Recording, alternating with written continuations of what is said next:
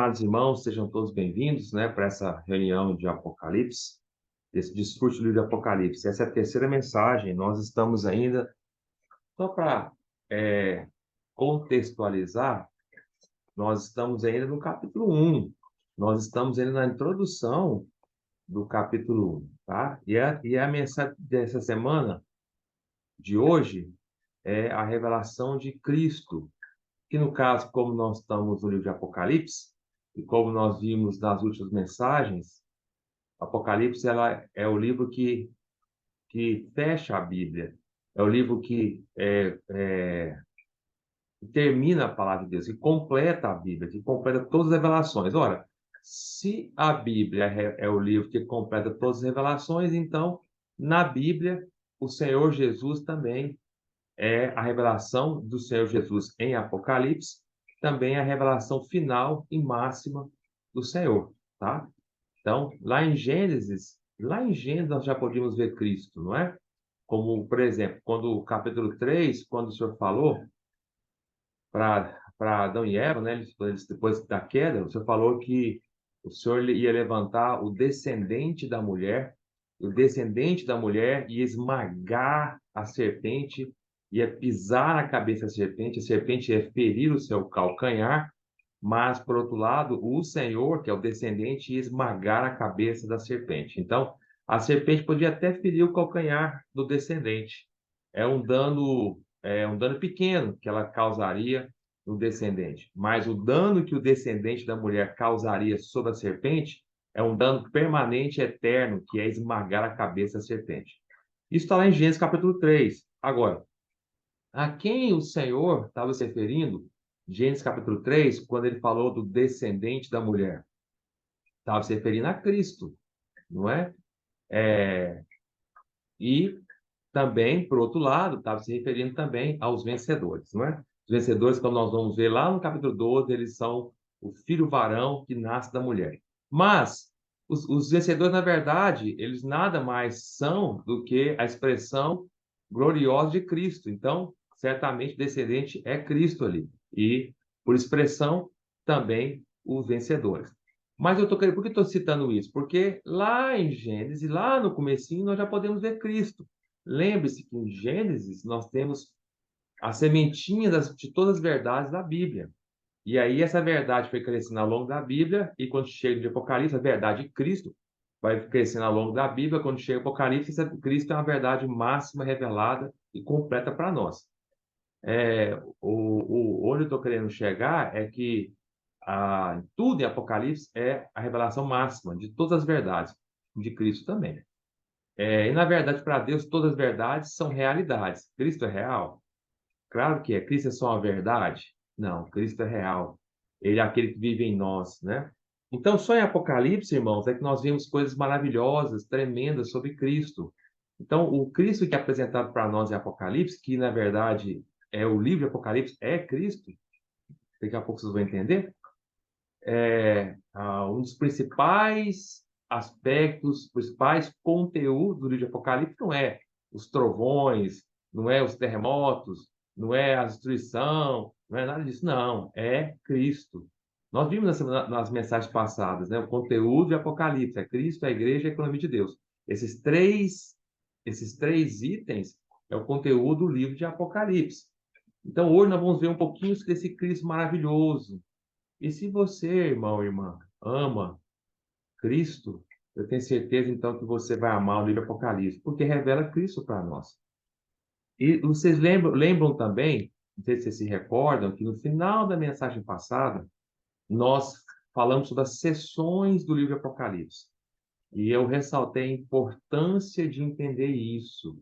É muito importante. Eu até aconselho vocês, se quiserem entender Apocalipse, se nós estamos fazendo estudo de Apocalipse de forma superficial, talvez não teria importância isso que eu vou falar agora. Mas se vocês querem entender Apocalipse de forma profunda e maravilhosa, é importante que nós apliquemos nosso coração de forma muito profunda também, tá?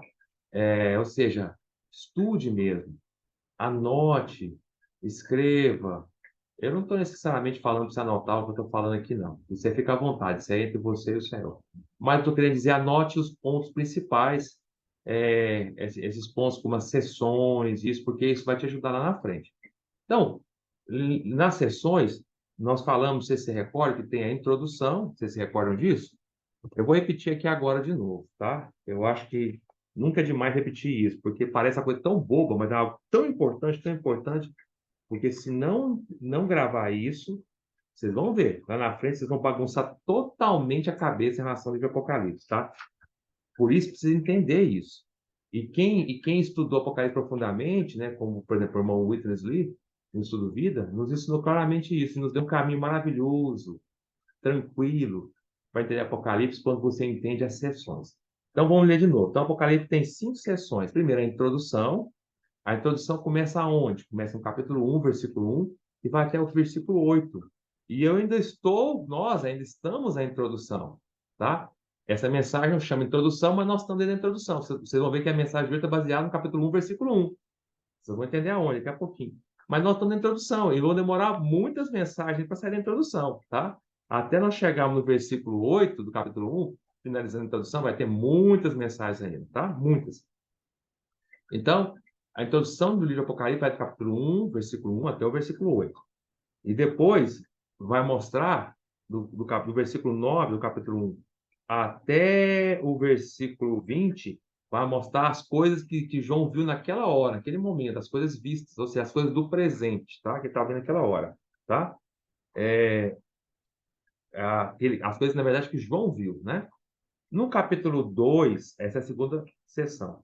No capítulo 2, quando começa a falar das igrejas, que vai no versículo 1, até o final da sessão das 7 igrejas, que é o capítulo 3, versículo 22, ou seja, o capítulo 2, o capítulo 3 inteiro fala das 7 igrejas.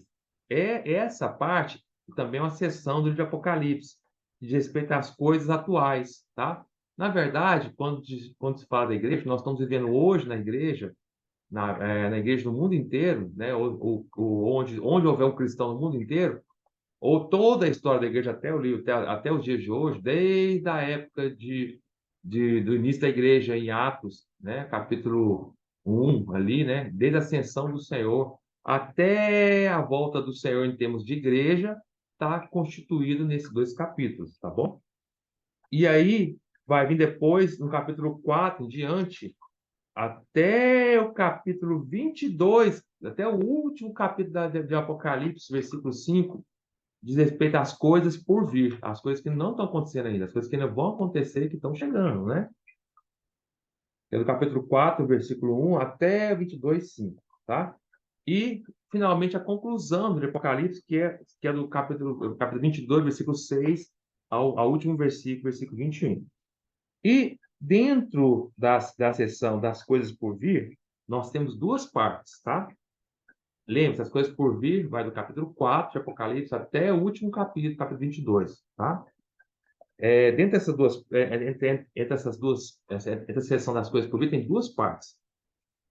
A primeira parte consiste na visão geral dos eventos, tá? A visão geral, que vai até a metade do livro, vai até o final do capítulo 11. Então, até o capítulo 11, o que a Apocalipse vai nos dar é uma visão geral, é um esboço, uma sinopse, vamos dizer assim. Uma visão geral, uma visão por helicóptero das coisas que vão acontecer. Nós vamos por cima, tá? Sem entrar muito nos detalhes. Quando chega no capítulo 2 de Apocalipse até o final, que é a segunda parte das coisas por vir, aí vai voltar a repetir tudo de novo da primeira parte, porém tudo de novo assim, não tudo, mas as coisas principais da primeira parte, porém mostrando detalhes. Entenderam? Isso é extremamente importante. Por isso que eu falei devagar. É extremamente importante. Apocalipse não é como os outros livros que tem uma sequência. Você vai em capítulo 1, aí o 2 vem depois do 1, 3 vem depois do 2, e assim vai indo. Não, não é assim. Entendam isso. Você comenta como se não tiver isso claro na sua cabeça, vai bagunçar toda a sua cabeça na frente. Tenho certeza disso. A experiência de quem já passou por esse livro inteiro. Então, entendam isso. Até o final do capítulo 11, dá uma visão geral. no capítulo 12 até o final, ele volta de novo a falar os mesmos pontos, não todos eles, mas os principais, os mais importantes, dando detalhes às coisas mais importantes. Deus é tão maravilhoso, Deus sabe a importância de recapitularmos, Deus sabe a importância de ruminarmos. O livro do Apocalipse é um exemplo disso, ele vai ruminar as coisas mais importantes, com detalhes, tá bom? Então, vamos para a mensagem de hoje. Então, mensagem de hoje, nós estamos na introdução ainda. Então, vamos lá. A mensagem de hoje está baseada no capítulo 1, versículo 1. Vamos ler lá. Fala assim, versículo 1, capítulo 1, versículo 1. Revelação de Jesus Cristo, que Deus lhe deu para mostrar aos seus servos as coisas que em breve devem acontecer e que ele, enviando por intermédio do seu anjo, notificou ao seu servo João. Então, Apocalipse, na verdade, é uma revelação de quê? Nós até falamos na primeira mensagem que a palavra Apocalipse quer dizer revelação. Então, Apocalipse é uma revelação de quê? Aqui fala, é a revelação de Jesus Cristo. O que que Apocalipse vai nos revelar? Jesus Cristo. Alguns não muitos, alguns estudiosos de Apocalipse dão uma explicação desse versículo de forma muito superficial, muito imprecisa. Eles falam que quando o versículo fala assim, revelação de Jesus Cristo, que Deus lhe deu, está querendo dizer que Apocalipse é uma revelação que Deus deu para Jesus e que Jesus deu para João através do seu anjo. Ou seja, que o livro de Apocalipse é algo que pertence ao Senhor Jesus, porque Deus deu para ele, e o Senhor, por sua vez, já que recebeu de Deus, dá aquilo que ele recebeu para o anjo dar para João. Tá? Mas isso é uma explicação muito superficial. O termo revelação de Jesus Cristo quer dizer o quê? Não é que Apocalipse é algo que pertence ao Senhor Jesus, que é de Jesus Cristo. Por exemplo, posso falar para você que, quando fala assim que alguma coisa é de, quer dizer que pertence, né? Por exemplo, esse celular é celular do Gustavo, não é? Isso quer dizer que esse celular me pertence. Pensando assim, o termo revelação de Jesus Cristo podia até pensar que é algo que Deus, que pertence ao Senhor Jesus, que Deus deu para ele. Mas não, é muito mais profundo que isso. O que Apocalipse nos mostra, nos revela, é o próprio Senhor Jesus. É uma revelação de, não é só de quê, é de quem. Vai revelar quem para nós? Vai revelar o Senhor Jesus. Então, o Apocalipse, um dos principais itens do Apocalipse é o próprio Senhor Jesus. Por isso ele é maravilhoso, por isso nós vamos desfrutar tanto, tá? Ele mostra Cristo de uma maneira que os evangelhos não conseguem nos mostrar, nos mostra Cristo de uma maneira que o Novo Testamento não consegue, fora o livro do Apocalipse, nos mostrar, nos mostra Cristo de uma maneira que até o Velho Testamento não consegue nos mostrar. É claro que o Velho Testamento é tão cheio de detalhes de Cristo, ocultos, que daria até para nós ficarmos sem o Novo Testamento para entender o Senhor Jesus. Sabia? Porém, o Novo Testamento veio explicar o Senhor de maneira muito mais detalhada e deixou muito mais claro para nós. Dá para entender, dá para você ver Cristo no Velho Testamento? Dá. Mas não de uma maneira tão claríssima depois que veio o Novo Testamento. Mas com o Apocalipse, é uma maneira muito mais clara ainda. Então vamos lá. Então hoje a mensagem de hoje é sobre a revelação de Jesus Cristo. Vamos entender quem é o Senhor Jesus. Espero que o Senhor Jesus seja revelado para você no livro do Apocalipse, tá? Então, primeiro aspecto do Senhor que nós vemos só em Apocalipse, que revela o Senhor para Apocalipse para nós, é Cristo na sua ascensão. Quando o Senhor ascendeu aos céus. Você pode falar assim, peraí, irmão Gustavo, lá no final dos evangelhos, principalmente lá no início de Atos, né, já mostra a ascensão do Senhor. Lá em Atos capítulo 1, né, lá fala que o Senhor ascendeu na frente dos discípulos, foi subindo aos céus, e desapareceu entre as nuvens, lá no Monte das Oliveiras. Não é? Lá mostra assim. E, na verdade, lá no final do livro de João, por exemplo, no dia da ressurreição do Senhor, o Senhor apareceu para Maria Madalena antes de ascender ao Pai. Você sabe que o Senhor ascendeu 2 vezes ao Pai, vocês sabiam disso, né? Então, por exemplo, no final, quando o Senhor ressuscitou, ele ascendeu direto para o Pai. Por quê? Porque a ressurreição era algo novo no universo. E tudo que é novo, como era algo para Deus, Deus ele tem o direito de ter a primazia disso, as primícias disso. Então, o Senhor, a ressurreição, apareceu pela primeira vez no universo quando o Senhor Jesus ressuscitou. Aí você pode dizer assim, mas peraí, irmão Gustavo, mas o próprio Senhor Jesus, quando estava vivendo na terra, ele ressuscitou gente, ressuscitou Lázaro, ressuscitou a filha de Jairo. Então, como é que você pode dizer que a ressurreição do Senhor, quando ele ressuscitou, foi a primeira vez no universo? Porque é uma ressurreição diferente. Lázaro foi ressuscitado pelo Senhor, foi. Lázaro voltou a morrer. O Senhor ressuscitou a filha de Jairo? Ressuscitou. Ela também voltou a morrer. Ou a filha de Jairo está por aí até hoje. Ou o Lázaro está por aí até hoje. Mas o Senhor, quando citou, ele voltou a morrer ou não? Nunca mais. Tá? Então, a ressurreição do Senhor é diferente. E é essa ressurreição do Senhor que todos nós vamos experimentar um dia. Nós também vamos morrer, mas quando nós ressuscitarmos, quando o Senhor voltar, se o Senhor não voltar, claro, né, vamos morrer, se o Senhor não voltar. Mas se nós morrermos, se o Senhor voltar, ele vai nos ressuscitar um dia. Quando nós ressuscitarmos, nós nunca mais morreremos novamente. Nós, os crentes. Então, quando o Senhor ressuscitou, lá em João capítulo 1, como era algo inédito, ele foi levar isso para o Senhor, para o Deus Pai, para ver. Mas depois ele voltou e ficou 40 dias com os discípulos, aparecendo e desaparecendo, aparecendo e desaparecendo, não é? E aí, depois de 40 dias, aí sim, lá em Atos capítulo 1, lá no Monte das Oliveiras, vamos ler lá, rapidamente. Lógico que eu não quero gastar muito tempo aqui, mas Atos capítulo 1, lá para a ascensão de Jesus, versículo 6, fala assim, ó. Então os que estavam reunidos lhe perguntaram, Senhor, será este o tempo que restaurarás o reino a Israel? Respondeu-lhes, não vos compete conhecer tempos ou épocas que o Pai reservou para a sua exclusiva autoridade. Mas recebereis poder ao descer sobre vós o Espírito Santo, e sereis minhas testemunhas, tanto em Jerusalém como em toda a Judéia e Samaria até os confins da terra. Dito essas palavras, foi Jesus elevado às alturas à vista deles, e uma nuvem o encobriu dos seus olhos. Então, o Senhor foi levando, e ele ficou coberto por uma nuvem. A nuvem o cobriu. Olha que interessante isso, é tremendo isso.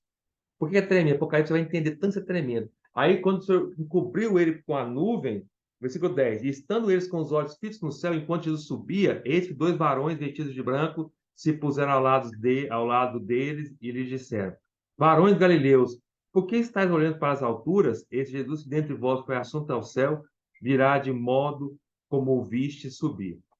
Então voltaram para Jerusalém do monte chamado Olival, que dista daquela cidade tanto quanto a jornada de um sábado. Então, presta bem atenção. Aonde eles estavam quando o Senhor ascendeu?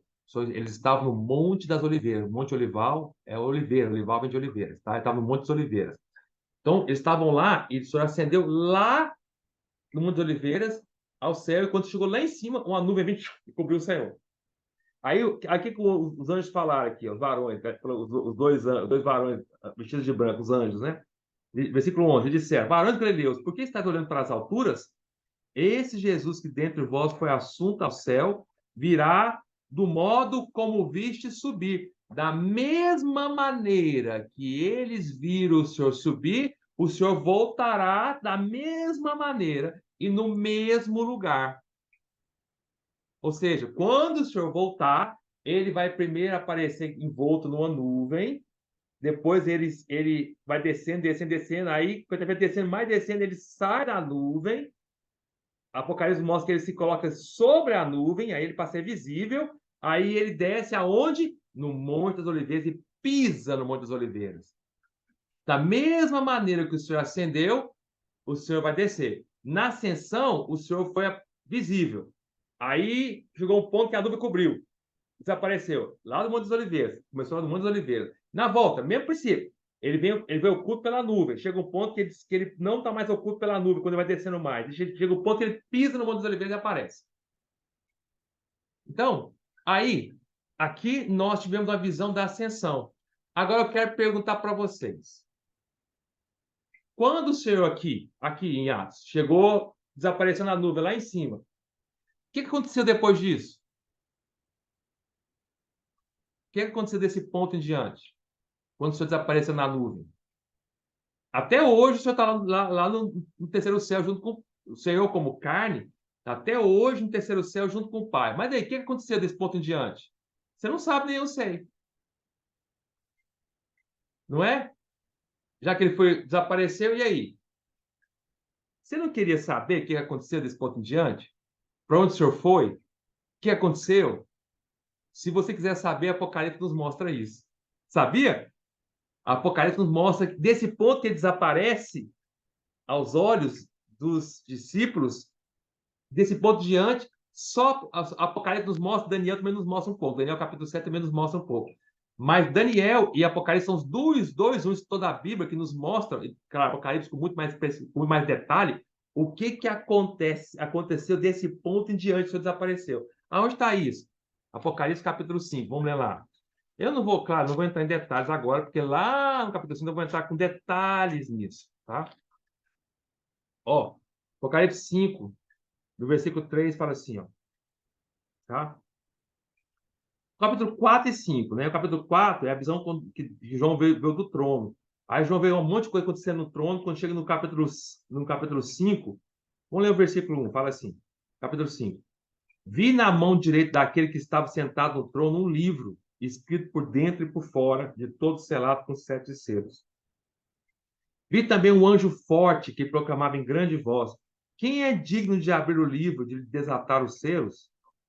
Ora, nem no céu, nem sobre a terra, nem debaixo da terra, ninguém podia abrir o livro, nem mesmo olhar para ele. E eu chorava muito. João estava chorando por causa disso. E eu chorava muito, porque ninguém foi achado digno de abrir o livro, nem mesmo de olhar para ele. Todavia, um dos anciãos me disse: não chores, eis que o leão da tribo de Judá, a raiz de Davi, venceu para abrir o livro os 7 selos. Amém! E seus 7 selos. Então vi no meio do trono e dos 4 seres viventes, e entre os anciãos, de pé um cordeiro, como tendo sido morto. Ele tinha 7 chifres, bem como 7 olhos, que são 7 Espíritos de Deus enviados por toda a terra. Veio, pois, e tomou o livro da mão direita daquele que estava sentado no trono. E quando tomou o livro, os 4 seres viventes e os 24 anciãos prostraram-se diante do cordeiro, tendo cada um deles uma harpa e taças de ouro cheias de incenso, que são as orações dos santos. E entoavam um novo cântico, dizendo: digno és de tomar o livro e de abrir os selos, porque foste morto e com seu sangue compraste para Deus, que procede de toda tribo, língua, povo e nação, e para o nosso Deus constituístes reino e sacerdotes e reinarão sobre a terra. Vi e ouvi uma voz de muitos anjos ao redor do trono, dos seres viventes, dos anciãos, cujo número é de milhões e milhares de milhares, e proclamava em grande voz: digno é o cordeiro que foi morto de receber o poder, e riqueza, e sabedoria, e força, e honra, e glória, e louvor. Então ouvi que toda criatura que há no céu e sobre a terra, debaixo da terra e sobre o mar, e tudo que neles há, estava dizendo: aquele que está sentado no trono e ao cordeiro, seja o louvor, e a honra, e a glória, e o domínio pelos séculos dos séculos. E os 4 seres viventes respondiam: Amém. Também os anciãos prostraram-se e adoraram. Amém. Isso aqui, irmão, eu li rápido. Quando eu chegar lá no capítulo 5, nós vamos falar com detalhe cada um desses versículos. Mas isso aqui mostra o que aconteceu quando o Senhor ascendeu. Daquele ponto de diante lá em Atos 1, quando o Senhor chegou lá no terceiro céu, você não sabe o que aconteceu. Aqui mostra, isso aqui é o que aconteceu. Se você queria saber, está tudo aqui, tá? Isso aqui é a visão, né? Então, quando na ascensão do Senhor, o Senhor tornou-se o cordeiro e o leão. Ele já era o cordeiro, né? Mas aqui é o cordeiro e o leão. Nós vimos aqui na mensagem passada isso, né? Por exemplo, vamos lá para o versículo 6. Então vi no meio do trono dos 4 seres viventes e entre os anciãos de pé um cordeiro, como tendo sido morto. Por que tendo sido morto? Porque o Senhor tinha acabado de morrer. Aqui é a ascensão dele. Estava fresquinho ainda. Ele tinha acabado de morrer e ressuscitar. Por isso tendo sido morto, tá? É claro que a redenção do Senhor nunca envelhece, mas aqui ele tinha acabado de morrer, por isso como tendo sido morto, tinha acabado de morrer. Ou tinha acabado de morrer, terceiro 3 dias depois citou, 40 dias depois tinha acabado de chegar aqui, entendeu? Ao trono de Deus, ele tinha acabado tendo sido morto. E ele era o cordeiro. Então Cristo é o cordeiro. Por que Cristo é o cordeiro? Ele é o cordeiro para tratar. Há dois problemas no universo, irmãos. Há dois problemas no universo. O primeiro problema no universo é o pecado. E o segundo problema no universo é Satanás. O Senhor, para tratar com o pecado, ele é o cordeiro. Mas o Senhor, para tratar com o Satanás, ele tem que ser o leão. Você não acha, você não pensa que o Senhor, quando chega para Satanás, chega que nem um cordeirinho, não. Não. Para Satanás, o Senhor chega como leão. Agora, para nós, o Senhor chega como cordeiro. Você vai ver que o Senhor nunca chega para nós como leão. O Senhor não vem para nos destruir. O Senhor não vem para nos dilacerar. O Senhor nunca faz isso conosco. Conosco, o Senhor vem como cordeiro manso. Por isso, quando ele veio nos evangelhos, mostra ele como cordeiro. Ele veio para tirar o pecado do mundo. Por isso que João capítulo 1, versículo 29, João falou assim: Eis o cordeiro de Deus que tira o pecado do mundo. Então, cordeiro é para lidar com o pecado, tá? Porém, para lidar com Satanás, o Senhor é um leão. Na verdade, lá em Gênesis, capítulo 49, versículo 8 e 9, já era uma profecia que Cristo seria o leão. Quer ver? Vamos ler lá? Só para vocês entenderem. Gênesis 49. Gênesis 49, versículo 8 e 9. Essa mensagem tem muitos versículos, mas assim, eu não vou ler todos eles também, não, tá bom? Porque senão vocês vão cansar um pouco. Apesar que nunca cansa, né, a Bíblia, mas talvez, não quero cansar talvez ninguém, né? 49, versículo 8 a 9 fala assim: Bênção, ó, esse capítulo, inclusive, na nossa Bíblia aqui, ó, tem um subtítulo que lá, claro, que não está no original, mas alguém botou assim, ó, bênçãos proféticas de Jacó. Proféticas. Na verdade, quem botou esse subtítulo aí, foi talvez a Sociedade Bíblica do Brasil, ela sabia o que estava colocando, e é verdade. Todas as bênçãos aqui são profecias. Então, quando Jacó estava próximo de morrer, ele chamou seus 12 filhos e foi dando uma bênção para cada um, foi dando uma profecia sobre cada um deles. Tá? E quando chega no versículo 8 e 9, para falar de Judá, que era um dos filhos de Jacó, essas bênçãos sobre Judá, e na verdade estava falando de Cristo. Quer ver? Ó, versículo 8 e 9. Judá, versículo 8. Judá, teus irmãos te louvarão. A tua mão estará sobre a cerviz de teus inimigos. Quem que são os irmãos do Senhor que vai louvar o Senhor Jesus? Quem são? Aqui fala, Judá, teus irmãos te louvarão. Quem que são esses irmãos que louvam o Judá? Somos nós. Somos nós. Nós somos os irmãos do Senhor que estamos aqui para louvar Ele. E vocês, eu li o capítulo 5 rapidamente, né? Mas vocês viram no capítulo 5, quando o Senhor entrou no terceiro céu e ele abriu o livro, mano, foi louvor para tudo quanto é lado. Claro, ali não fala de nós, né? Também fala de nós, fala dos quatro seres viventes, né? Houve louvor ali da parte dos anciãos, dos anjos, dos quatro seres viventes. Lá em Apocalipse 5, quando fala dos anciãos, está se referindo a quem? Aos anjos. Lá fala que havia milhões e milhares, milhões de milhões de milhares, milhares de anjos louvando o Senhor. Lá em Apocalipse 5, acabamos de ler, eu li rápido, acabei de ler. Mas dentro do exército de anjos do Senhor, existe 24 anciãos. Quem são esses 24 anciãos? São os líderes dos anjos, tá? Quando o Apocalipse 5 fala dos 24 anciãos, são os líderes dos anjos. Entre os anjos há os líderes, os 24 anciãos, entendeu? E esses 24 anciãos louvaram o Senhor. E lá fala também, lá em Apocalipse 5, que tem os quatro seres viventes louvaram o Senhor também. O que são os quatro seres viventes? Os quatro seres viventes representam todos os seres vivos, todas as criaturas, inclusive o homem. Todos os seres vivos louvarão o Senhor, tá? Mas nós, os seus irmãos do Senhor legítimos, porque cremos no Senhor, louvarão o Senhor. Aí continua, a tua mão estará sobre a cerviz dos teus inimigos. Quem vai estar sobre a cerviz do teu inimigo? A mão do Senhor. Ele vai estar sobre o pescoço de Satanás, né? Os filhos de teu pai se inclinarão a ti. Sim, todos os filhos de Deus se inclinarão ao Senhor Jesus. Lá em Apocalipse 5, todo mundo se inclinou. Todo mundo. No final do versículo fala da inclinação, inclusive, né? Você se recorda, né? Eu vou ler de novo. Fica aí, deixa aberto aí em Gênesis. Não precisa abrir em Apocalipse, não. Eu vou só ler para vocês aqui, ó. Apocalipse 5 fala assim, ó. E os quatro seres viventes, versículo 14, o último versículo de Apocalipse 5. E os quatro seres viventes, quatro seres viventes representam todas as criaturas. Respondiam, amém. Também os anciãos prostraram-se e adoraram. Todo mundo que ajoelha diante de Judá, né? Judá, ao versículo 9. Judá é leãozinho. Da presa subiste, filho meu. Encurva-se e deita-se como leão, e como leão, quem o despertará? O cetro não se arredará de Judá, cetro é o governo, há nem o bastão diante de seus pés até que venha Siló. Siló é o Senhor Jesus, e a ele obedecerão os povos. Tá vendo, irmãos? Aqui mostrou em Gênesis a verdade que Cristo é um leão. Eu falei para vocês, todas as verdades estão em Gênesis. Lá em Gênesis já mostrou a verdade como Cristo como leão. Mas só fica claro para nós quando chegar Apocalipse. Lá é falado claramente, sem rodeio, lá em Apocalipse 5, vamos ler de novo lá. Apocalipse 5, claramente fala assim, ó. Agora sim, eu quero que você leia Apocalipse 5, versículo 5. Todavia, um dos anciãos me disse: Não chores, eis que o leão da tribo de Judá, ó, Judá, da tribo de Judá, é um leão, a raiz de Davi, venceu para abrir o livro e os seus 7 selos. Amém! Irmão ou irmã, eu quero te perguntar: você está chorando hoje? Você está chorando diante das situações? Você está chorando? Está chorando? Você está chorando? Eu vou falar para você: para de chorar, irmão, para de chorar. Não precisa chorar mais, não. O Senhor venceu. João chorou muito. Ó, versículo 4. Eu chorava muito porque ninguém foi achado digno. Irmãos, outro ponto que nos mostra aqui em Apocalipse que o Senhor é digno. O Senhor não é digno só do nosso louvor.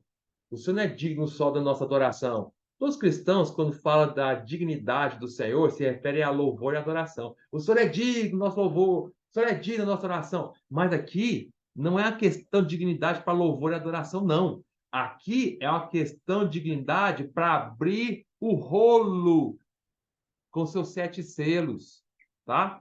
O que é esse rolo com 7 selos? É Cristo na sua administração. É outro aspecto que mostra no Apocalipse. Como assim administração? Vou explicar.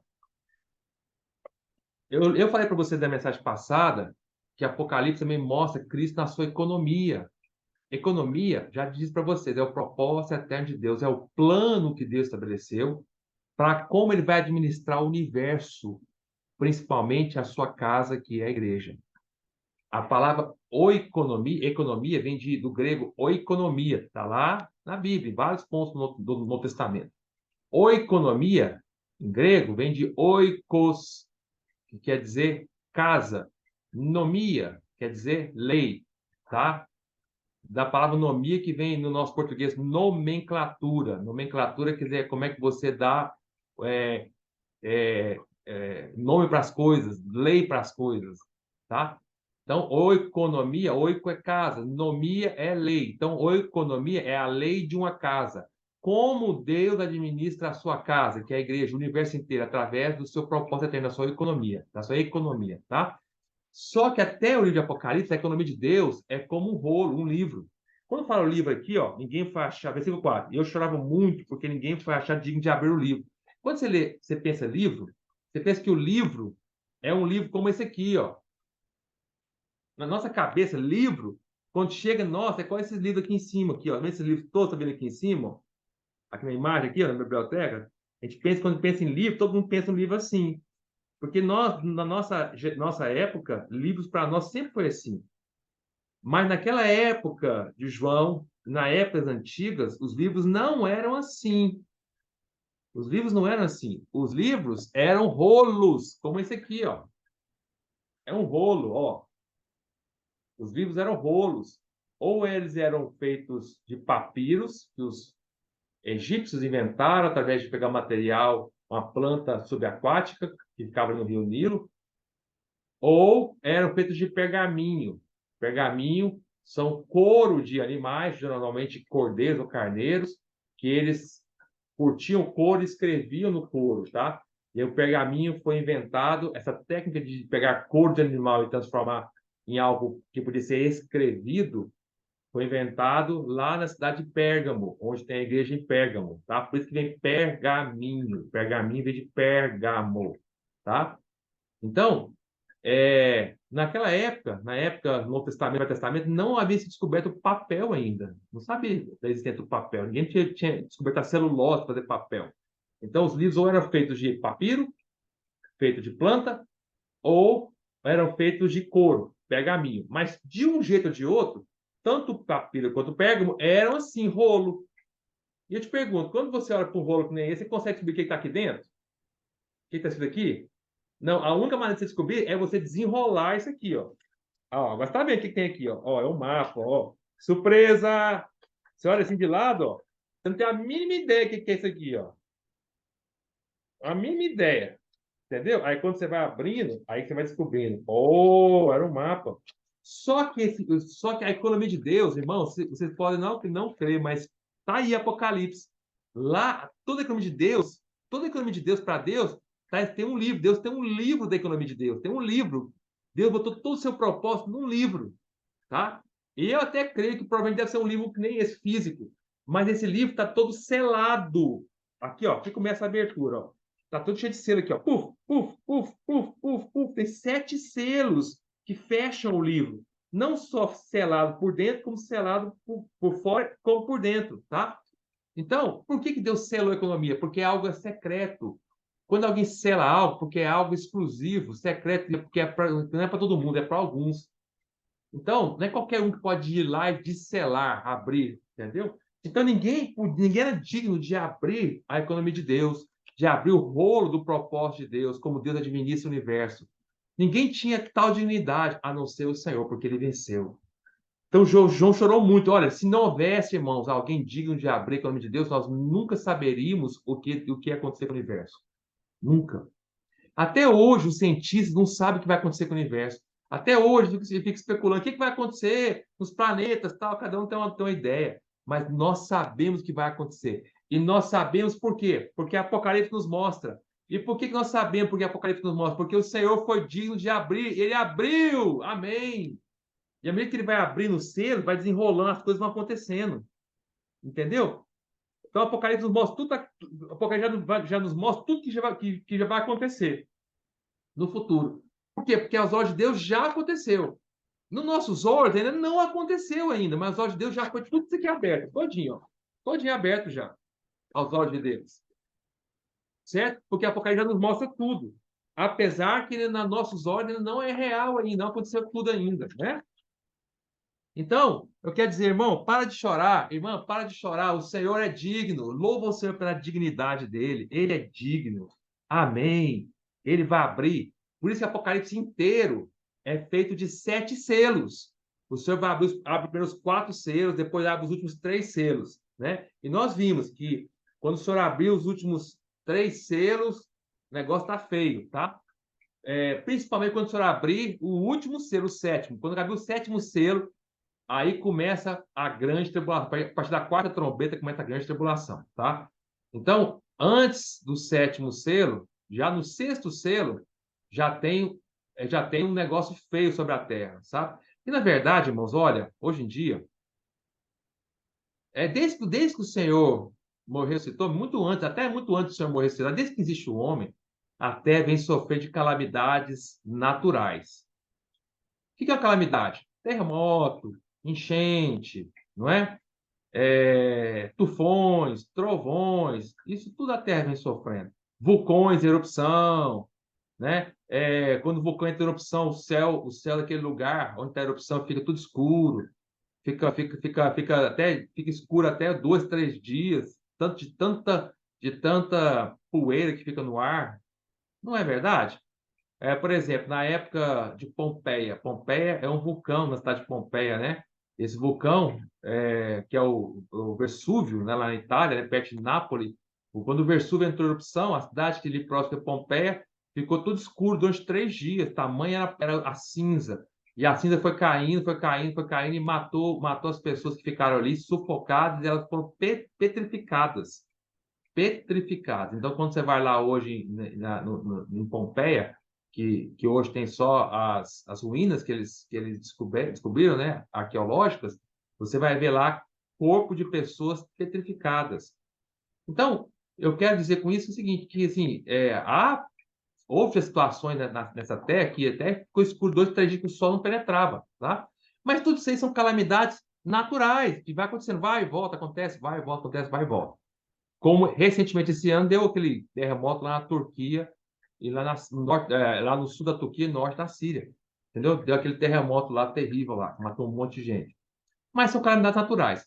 Porém, quando o Senhor abrir o sexto selo em diante, vai acontecer calamidades de novo para a terra, mas são calamidades agora sobrenaturais. Não é naturais como vem sendo. São calamidades acima do natural. Algo tão tremendo, algo tão horrível, tão feio como nunca aconteceu antes. Serão terremotos diferentes, serão vulcões diferentes, vão abalar os céus e a terra, vai estar escuro durante meses, vão ser coisas terríveis, vai destruir um terço da terra. Então é algo sobrenatural, tá? Em tudo isso, nós vemos o quê? Vemos que o Senhor está administrando tudo isso. Então, no livro de Apocalipse, o Senhor está administrando. Deixa eu explicar uma coisa para vocês, irmãos. É importante vocês entenderem isso, tá? Na administração do Senhor, o Senhor, ele administra de duas maneiras. O Apocalipse não mostra. Ele administra do céu e administra da terra. Não é possível, porque o Senhor, ele está no céu e na terra. Por exemplo, da terra, onde o Senhor administra da terra? Quando o Senhor está nas igrejas. Lá no Apocalipse capítulo 1, nós vimos, né? Na semana passada. Vamos ler lá, no versículo 12. Voltei-me para ver quem falava comigo. Vamos ler o versículo 10, né? Aqui João fala assim: achei-me em espírito no dia do Senhor e ouvi por detrás de mim grande voz como de trombeta, dizendo: o que vês, escreve em livro e manda às 7 igrejas. Éfeso, Esmirna, Pérgamo, Tiatira, Sardes, Filadélfia e Laodiceia. Por isso, deixa eu fazer um parênteses. Por isso, nesse trecho aqui de Apocalipse, que é o versículo, capítulo 1, versículo 9 em diante, é em relação às coisas que são vistas. Porque olha como é que o Senhor fala para João. Esse versículo 11, quem está falando com João, que João olhou e viu quem é? É o Senhor. Aqui é o próprio Senhor que está falando com ele. Mas olha o que ele fala aqui, ó, dizendo: o que vês. O que você está vendo agora, João? João, o que você está vendo? Você está vendo. Escreve as igrejas, tá? Não é o que você verá, vai ver no futuro. Você está vendo agora, por isso são as coisas vistas, tá? É a seção das coisas vistas. Então, quando João se volta, ele vê quem? O Senhor falando com ele. Versículo 12. Voltei para ver quem falava comigo e voltando vi 7 candeeiros de ouro. 7 candeeiros são as igrejas. E no meio dos candeeiros das igrejas, um semelhante à filha do homem, que é o Senhor Jesus. Quem é filho do homem? O Senhor Jesus. Com vestes talares e cingido à altura do peito com a cinta de ouro. Então o Senhor está vestido aqui, aí João viu o Senhor Jesus vestido como um sumo sacerdote, com vestes compridas, talares quer dizer compridas. E ele também estava cingido não na altura dos lombos. Se você olhar no Velho Testamento, quando fala da descrição da veste do sacerdote, lá no Velho Testamento está bem descrito como é que era a veste do sacerdote, chamado veste sacerdotal. Mas lá no Velho Testamento, eles tinham a veste do sacerdote também era talar, era longa e até o tornozelo, né? Mas o cinto que cingia, tá? Essa cinta de ouro que cingia, não era na altura do peito, não. Era na altura dos lombos. Lombos é aqui na coluna, aqui, ó, atrás, tá? Por que aqui o Senhor não está cingido à altura dos lombos, mas à altura do peito? Porque o Senhor, a Apocalipse, já cumpriu toda a obra que ele tinha que cumprir. Então, na altura do peito, é que agora o Senhor está só cuidando em amor da sua igreja. Por isso o peito. O peito é o lugar do amor. Entendeu? É onde está o coração. O Senhor, na sua administração da terra, ele cuida da igreja. Ele cuida de nós, de cada um de nós, tá? E quando começar assim a grande tribulação, tal, o Senhor vai estar administrando dos céus também, dos céus, não mais da terra, mas dos céus. O Senhor continua administrando dos céus, não é verdade, né? Da terra e do céu o Senhor continua. Eu sempre esteve administrando na terra e no céu. Por exemplo, né? Irmãos, a situação da igreja hoje está complicada? Pode estar. Mas aonde está o Senhor? Ele está cuidando de nós. Irmão, o trono nunca teve vazio. A igreja não é minha e sua, a igreja é do Senhor. E quem cuida da sua igreja é o Senhor. Nós precisamos crer nisso. Mas, quando começar a grande tribulação, o Senhor vai continuar administrando a sua igreja. Sabia disso? Vai estar cuidando dos seus. Sempre o Senhor vai estar cuidando dos seus. Quer ver Apocalipse capítulo 7? Vou mostrar para vocês. Vou tentar ser um pouquinho mais rápido, tá? Apocalipse 7, versículo 1 fala assim.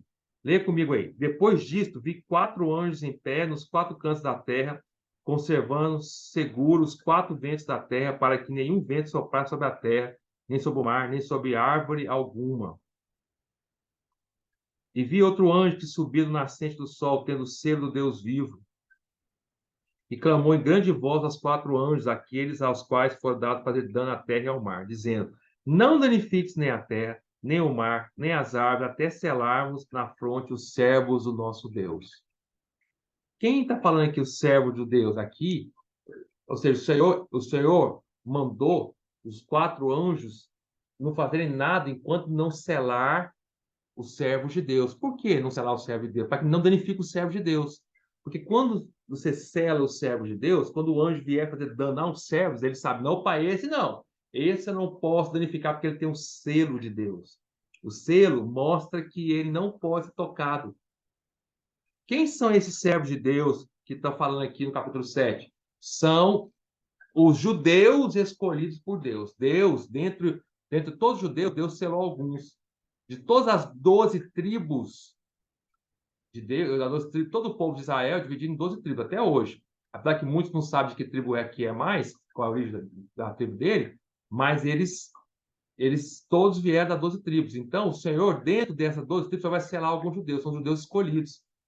Por isso que a nação de Israel hoje, Deus, mesmo sendo uma nação tão pequenininha, cercada por inimigos, não é destruída. Por que os inimigos não conseguem destruir Israel? Porque o Senhor cuida de Israel. Irmãos, Deus está cuidando de Israel até hoje. Mesmo sendo uma nação rebelde, uma nação em rebeldia contra Deus, mas Deus está cuidando deles. Pode ter certeza disso. Né? Depois vocês vão ver isso aí, quando chegar no capítulo 7. Vai ver que Deus está cuidando dos judeus escolhidos. Tá? Aí no capítulo 8, versículo 3 a 5, mostra que Deus está cuidando agora do seu povo escolhido, dos crentes escolhidos. Tá? Vamos ler lá, ó, capítulo 8, só para os irmãos verem. Versículo 3 a 5. Veio outro anjo, ficou de pé junto ao mar, com incensário de ouro, e foi-lhe dado muito incenso para oferecê-lo com as orações de todos os santos sob o altar de ouro, que se acha diante do trono. E da mão do anjo subiu a presença de Deus a fumaça do incenso, com as orações dos santos.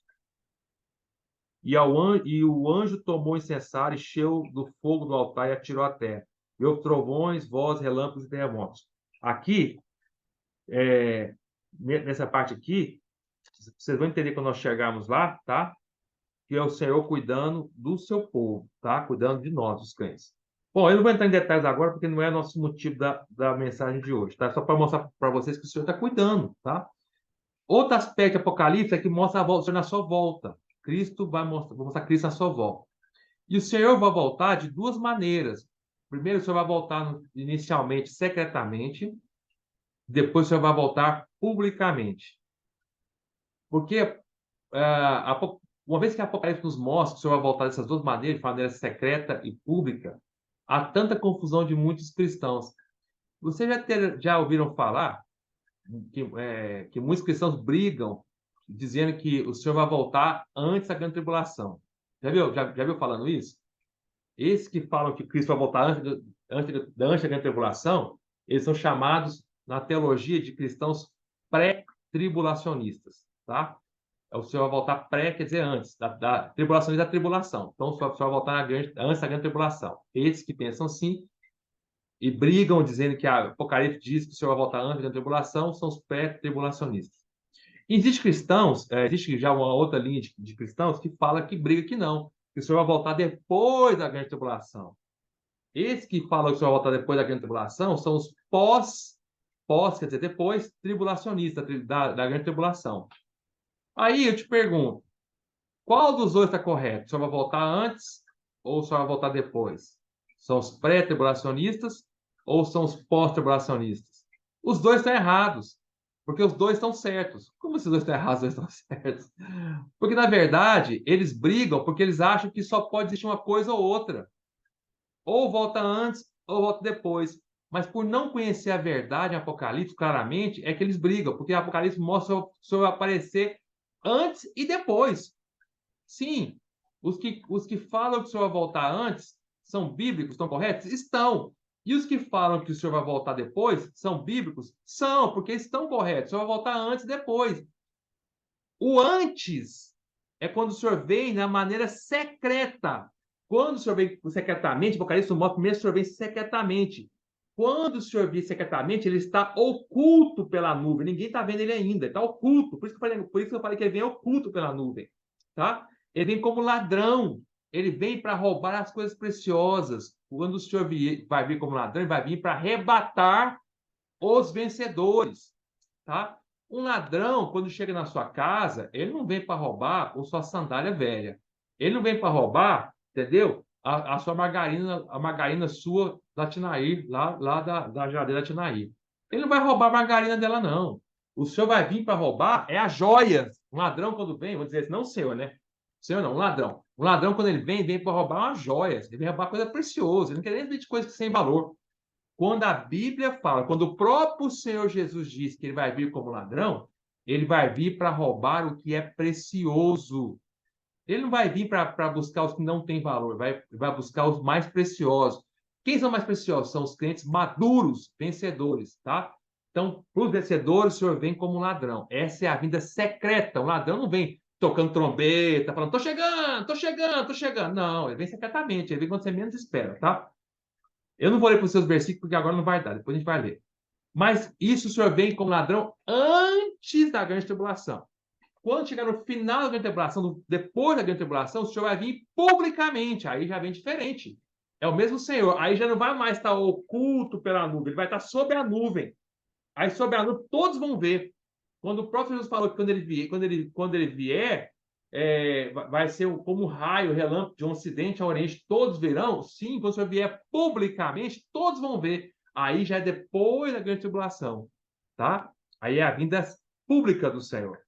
Então, o Senhor primeiro vem secretamente, depois publicamente. É o processo da descida do Senhor mesmo.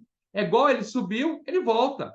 Lembra quando ele subiu? Subiu, ele sobe, todo mundo vendo, aí ele oculta na nuvem, ninguém está vendo mais, desaparece. Na volta é a mesma coisa. Primeiro ele vem oculto na nuvem, secretamente, só para roubar os secretos, os cristãos, não os secretos, os preciosos. Depois que ele arrebata os vencedores preciosos, aí ele vai descendo mais ainda, aí ele aparece descendo da nuvem. Ou seja, todo mundo começa a ver. Aí é a parte pública, aí ele vem e senta no Monte das Oliveiras, com seus dois pés. Entenderam, irmãos? Outra coisa, Apocalipse nos mostra que o Senhor vai julgar, mostra Cristo no seu julgamento sobre o mundo. Primeiro vai jogar o mundo, vai jogar todo esse mundo será jogado pelo Senhor. Vai jogar a terra, os rios, os mares, as vegetações, os homens. Vai jogar todo esse mundo, tá? Eu não vou ler os versículos, são muitos versículos. Segundo, o Senhor vai jogar a grande Babilônia. Babilônia é a cristandade apóstata, a cristandade caída, tá? É o povo cristão caído. Vai julgar eles também, tá? Apocalipse 17, 18, tá? Não vou entrar em detalhes agora. O Senhor também vai julgar quem, Apocalipse? Vai julgar o anticristo, o falso profeta Satanás e seus seguidores. Vocês sabem que Satanás sempre tentou imitar a Deus. Desde o momento que Lúcifer caiu, tornou-se um anjo caído, ele caiu porque ele quis ser como Deus. Ele quis ser exatamente como Deus. Isso foi o motivo da queda dele. E ele sempre teve inveja, e ele sempre quis ser como Deus. Então, ele sempre vem criar imitações falsas de Deus. Da mesma maneira que Deus é triuno, tem o Pai, o Filho e o Espírito, é a Trindade. Satanás também criou uma falsa Trindade, em que ele, Satanás, é o cabeça, é o Pai, em que o anticristo representa Cristo, que é o Filho. Por isso chama anticristo, ele vai contra Cristo. Satanás se opõe a Deus. O anticristo se opõe a Cristo, vamos dizer assim, né? E o falso profeta é a versão do Espírito Santo da Trindade, tá? Por quê? Porque o Espírito Santo, a função do Espírito Santo é levar as pessoas a adorarem a Cristo. E a função também do falso profeta vai ser levar as pessoas a adorarem ao anticristo, tá? E o Senhor vai vir para julgar o Satanás, o anticristo e o falso profeta. Vocês vão ver isso também, tá bom? Eu não vou ler os versículos agora porque é muita coisa, tá? Depois a gente pode ler. E também o Senhor vai vir para julgar os mortos. Irmãos, todos serão julgados. Todos, tá? O Senhor, quando voltar, ele vai ressuscitar todos os mortos, crentes ou não crentes, vai julgar um por um. Até mesmo o inferno, que é o Hades, vai ser julgado também. Então, Não vai escapar ninguém, irmão. O Senhor vai julgar tudo e todos. Na verdade, o Senhor vai, em Apocalipse nos mostra, o Senhor começa vindo para julgar a sua igreja. Primeiro que é julgado de todo o universo é a igreja. Sabia disso? O Senhor não começa julgando Satanás, o Senhor não começa julgando o anticristo, o Senhor não começa julgando o falso profeta, o Senhor não começa julgando a terra. Não. O Senhor começa julgando primeiro a sua igreja. Primeiro o Senhor julga a igreja. Depois o Senhor começa a julgar, então, todo o resto do universo. Vai julgar tudo. Vai julgar tudo e todos. A criação, a criatura, todos serão julgados. Ninguém vai escapar do julgamento. Céu, terra, mar, tudo. Estrelas, tudo. Satanás, anjos, homens, Hades, tudo vai ser julgado, tá? Mas começa pela igreja. Por quê? Porque Deus, ele começa julgando primeiro os seus filhos, igual nós. Você não vai começar brigando com os filhos do vizinho. Você começa primeiro julgando, tratando com seus filhos. Depois você vai tratar com outros que também estão envolvidos no rolo com seu filho, né? Vamos dizer assim, né? Por exemplo, isso que eu acabei de falar é um exemplo, né? Vamos lá, seu filho brigou com os filhos do vizinho. E os filhos do vizinho estavam errados também, mas você não vai brigando com os filhos do vizinho, você vai brigando com o seu filho, depois você vai lá falar com os filhos do vizinho, não é assim? Então, Deus também começa julgando a sua casa, tá? Isso é o que a Bíblia nos mostra. Não somos nós que estamos falando isso, né? Outra coisa, o Apocalipse nos mostra Cristo vindo para tomar posse da terra. Essa terra, irmão, é do Senhor. Você vê as nações estão brigando por essa terra. Você vê a Rússia, por exemplo. A Rússia está brigando para ver se consegue tomar a Ucrânia para ela, né? Até hoje as nações estão brigando por um pedaço de terra, mas está brigando em vão, porque no final, no fim, essa terra inteira vai ser do Senhor. Então o Vladimir Putin brigou lá com o Zelensky, entendeu? O Zelensky brigou com o Vladimir Putin à toa, porque no final nem vai ser nem a região da Rússia, nem a região da Ucrânia vai pertencer nem a um dos dois, vai pertencer ao Senhor Jesus. Ele vai tomar posse da terra inteira, porque isso nos mostra isso também, tá? Eu não vou ler os versículos por causa do tempo, certo? Mas vai tomar posse da terra inteira. E o Senhor vai botar os pés. Quando o Senhor bota os pés, Apocalipse fala que você vai botar os pés sobre a terra e sobre o mar. Isso eu quero ler para vocês, tá? Você tem que é interessante. Vamos ler lá em Apocalipse 10, versículo 2. Lê lá. Vamos ler lá. Fala assim, ó. E tinha na mão um livro aberto, pôs o pé direito sobre o mar e o esquerdo sobre a terra. Quando na Bíblia alguém bota o pé sobre alguma coisa, é para tomar posse. Quando que fala que o Senhor botou o pé direito sobre o mar e o pé esquerdo sobre a terra, é que o Senhor vindo para tomar posse tanto do mar quanto da terra. Essa terra vai tornar-se do Senhor Jesus, de Deus e do seu Cristo, tá? Como é que você sabe que o pé mostra posse? Quer ver? Vamos ler lá? Está interessante isso. Acho isso muito rico, né?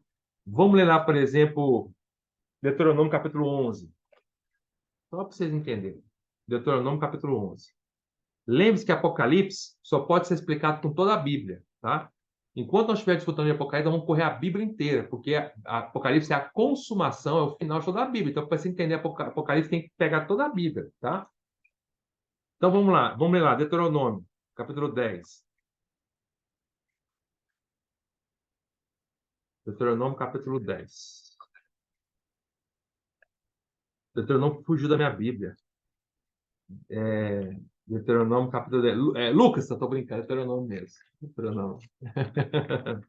Deuteronômio, capítulo 11, quer dizer, 11, versículo 24. Olha o que fala aqui, ó. Fala assim: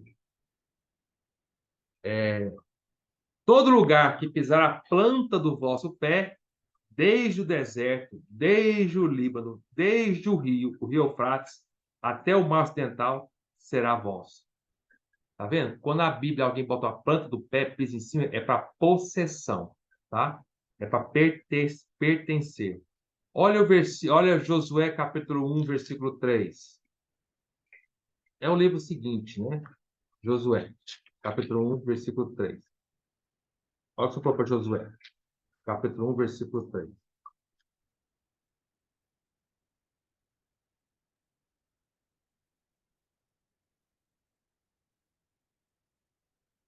Todo lugar que pisar a planta do vosso pé, vou-lo tenho dado, como eu prometi a Moisés.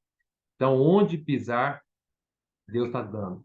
Quando Cristo pisar sobre a terra, quando Cristo pisar sobre o mar, tudo vai pertencer para ele. Ele vai tomar posse de tudo, tá? Então, é importante que os irmãos entendam isso, né? Isso é um conceito muito importante. O Senhor, e Apocalipse, só Apocalipse nos mostra isso, o Senhor tomando posse de todo a terra, de todo o mar, tá bom? Olha o versículo, olha, vamos para Apocalipse capítulo 10, é, Apocalipse 10, versículo,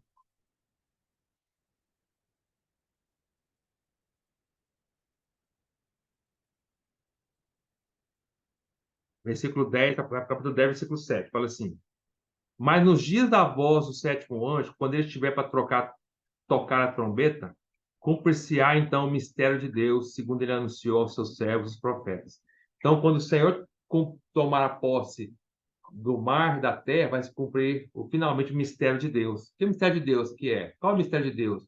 É que Cristo tomou posse de todo esse universo. Também, Apocalipse mostra Cristo no seu reino, mostra o Senhor reinando no reino milenar, tá? Com os vencedores, e lá em Apocalipse capítulo 20. Então, aonde você já viu, fora Apocalipse, em que parte da Bíblia já viu que mostra que Cristo vai reinando com os seus vencedores? A não ser Apocalipse. Nós sabemos que o Senhor vai reinar por causa de Apocalipse. Nós conhecemos a verdade do reino milenar profundamente, assim, por causa de Apocalipse.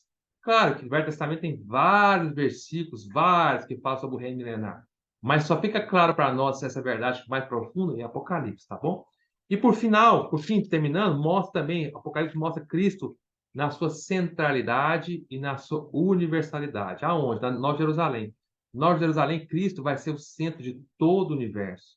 E ele vai ser também não só o centro, mas como vai preencher o centro e o universo inteiro. E uma figura mais clara de Cristo como centro, a centralidade e a universalidade de Deus é Apocalipse capítulo 21, versículo 23. Olha que rico. Vamos ler esse versículo. Esse é o último versículo que eu vou ler com vocês.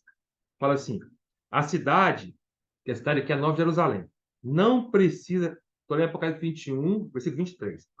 A cidade não precisa nem do sol, nem da lua, para lhe darem claridade, pois a glória de Deus a iluminou, e o cordeiro é a sua lâmpada. Então vamos entender essa imagem aqui. Claro que isso aqui não é físico, mas vamos entender essa imagem, né? Tem a Nova Jerusalém, que é a cidade. Dentro da Nova Jerusalém tem a lâmpada. E dentro da lâmpada tem a luz. Tá? A luz sempre está dentro da lâmpada. Toda lâmpada, a luz dentro da lâmpada. Certo? Quem é a lâmpada? É Cristo, é o Cordeiro de Deus. Quem é a luz? É a glória de Deus. É Deus com a sua glória, que está dentro de Cristo. E o Senhor, então Deus dentro da lâmpada, que é Cristo, e a lâmpada dentro da Nova Jerusalém. Então, ou seja, o Senhor, através de Cristo, que é a lâmpada, que é o centro da Nova Jerusalém. Então, a Nova Jerusalém inteira vai ser iluminada por uma lâmpada única, uma única lâmpada, que é Cristo. Então, Cristo é o centro de toda a Nova Jerusalém. E, ao mesmo tempo, enquanto Cristo é o centro dessa lâmpada que vai brilhar para a Nova Jerusalém e para o universo inteiro. Ou seja, Cristo é a centralidade e também a universalidade. Cristo vai tomar posse de tudo. Vocês entenderam? Então, Nova Jerusalém é a casa, vamos dizer assim. Essa casa tem uma lâmpada. A lâmpada é Cristo. Dentro da lâmpada é Deus. É a glória de Deus. A glória de Deus brilha através de Cristo e Cristo brilha em toda a casa de Nova Jerusalém. Então, Jerusalém brilha para todo o universo. Então, Jerusalém é transparente. Vocês vão entender isso, entendeu? Então, Cristo, como no centro de tudo isso, mostra a sua centralidade. E Cristo brilhando na Nova Jerusalém e em todo o universo, mostra a sua universalidade. Então, se você só consegue ver isso no livro de Apocalipse, tá bom? Jesus Senhor, hoje nós paramos por aqui. Amém.